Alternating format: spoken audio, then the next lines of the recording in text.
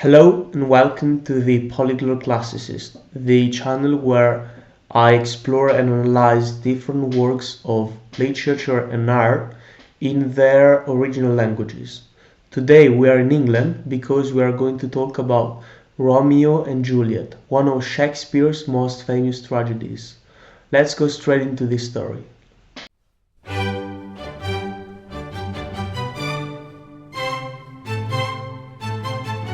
The play set in Verona, where two noble families, the Montagues and the Capulets, are caught in a deadly feud.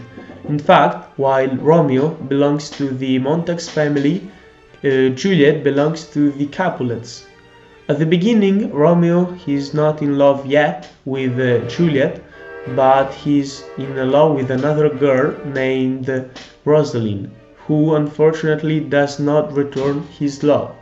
But everything changes when Romeo sneaks with some of his friends into a Capulet party, and there he meets Juliet.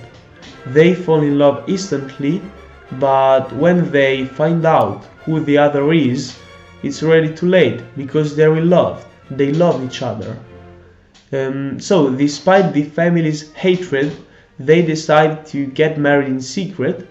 Friar Lawrence indeed agrees to help them, hoping that this marriage could cause the feud between the two families to end, to finish.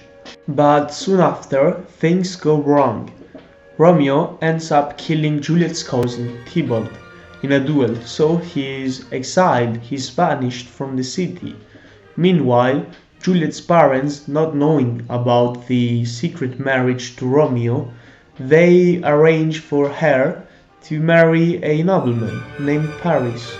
Hence, Juliet is so desperate, and she turns again to Friar Lawrence, the one that has previously helped them to get married secretly. He gives her a potion that will make her appear dead for a short period of time. The plan is the following one. She takes the potion, they fake her death, Romeo comes to take her away when she wakes up. Pretty simple. But unfortunately, the message explaining the plan and also explaining that Juliet is not actually dead never reaches Romeo. So when he hears that Juliet is dead, he decides to return to Verona and there to kill himself deliberately beside her.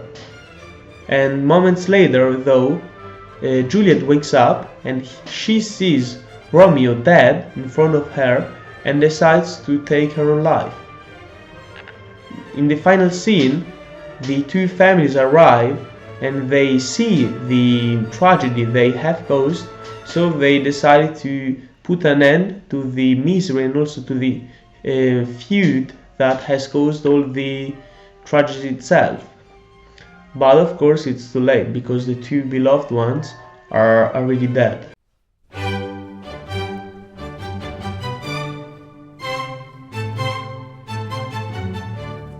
Now let's talk about the theme of love, probably the main theme I'd say. By the way, I know I took my hoodie off and the weather got darker, but that's another problem.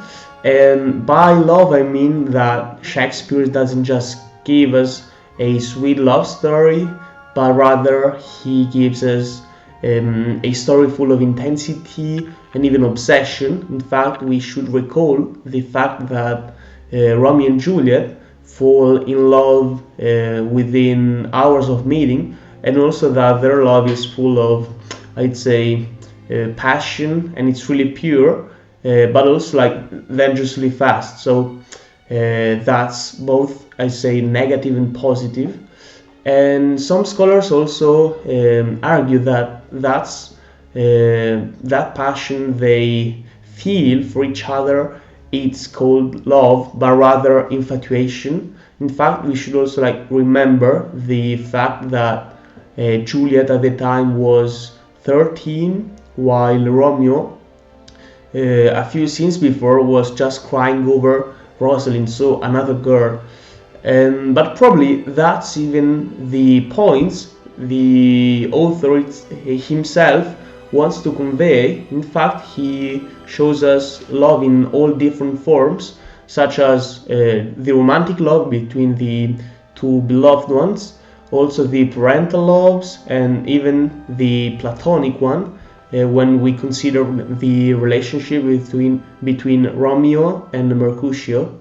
And I think talking about Shakespeare's, I think Shakespeare just asks us a question, and that is, when is love empowering and when is love destructive? And I'd like to quote a sentence that the character Friar Lawrence say, and this is the following one: "These violent delights have violent ends." So I'd say that this line perfectly captures the idea of love, and that when the love is too intense, can burn out, or worse, even explode.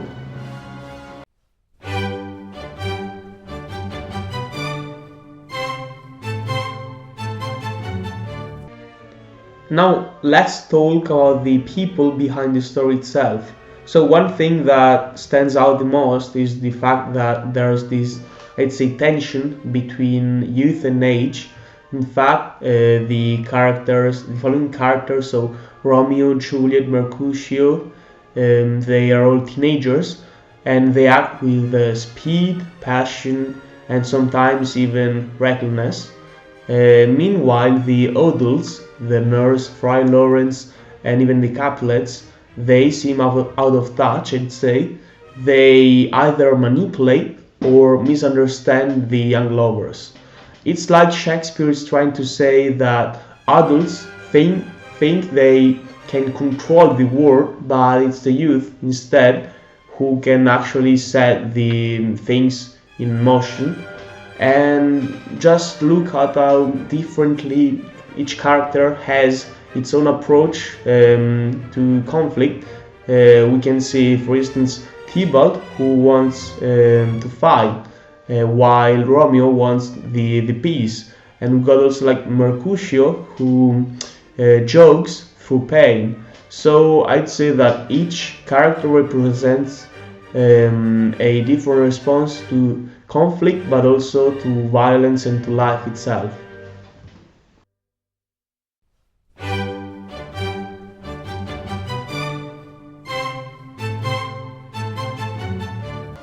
So why does everyone in the play seem so obsessed with the honor and reputation?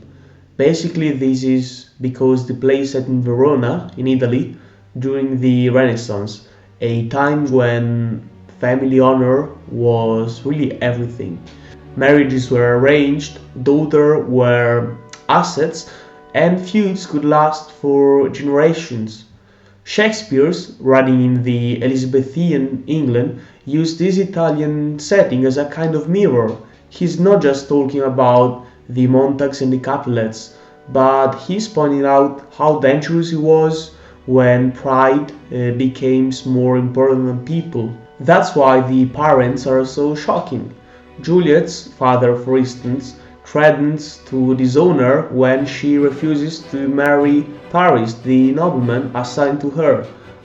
So it's not about love, it's about status.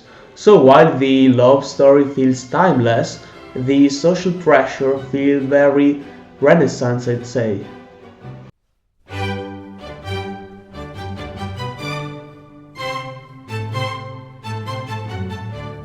So, why do we still read Romeo and Juliet today? Why do we turn it into films and ballads? Because even though it's 400 years old, it's about universal emotions such as love, grief, rebellion, and basically loyalty. It speaks to teenagers struggling to figure out the world they live in. It speaks to parents struggling to understand them, and also to societies divided by hatred. Think about it. The Montagues and the Capulets could be any two groups in conflict today, such as nations, political parties, and even fandoms. It's not just about a doom love story, it's a warning. When we stop listening, when pride overrides compassion, tragedy becomes inevitable.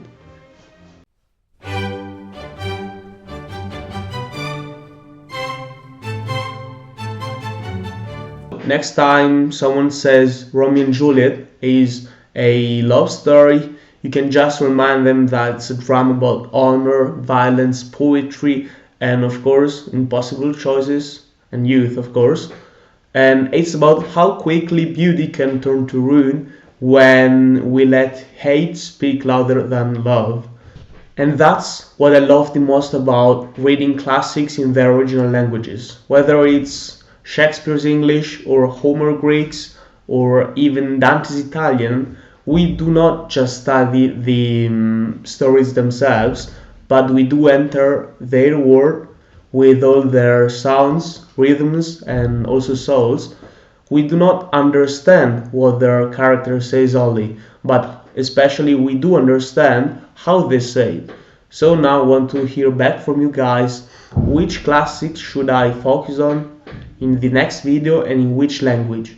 Should it be something like the Aeneid in Latin by Virgil or Antigones in Greek by Sophocles or even something in Russian, Spanish, French or even other languages?